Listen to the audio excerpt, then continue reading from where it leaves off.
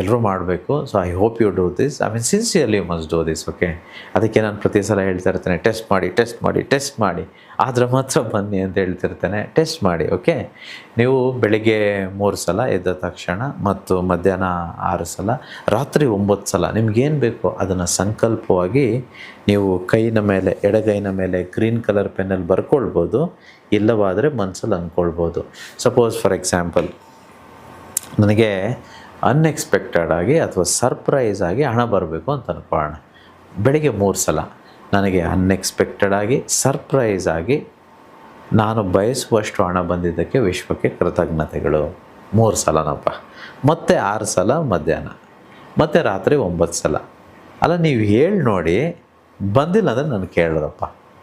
ಇದಕ್ಕಿಂತ ಒಂದು ಬೇರೆ ನಾನೇನು ಹೇಳಲಿ ಮ್ಯಾಜಿಕ್ಕು? ಬರದೆ ಹೋದರೆ ನಂಬೋದು ಬೇಡ, ಬಂದರೆ ನಂಬಿ.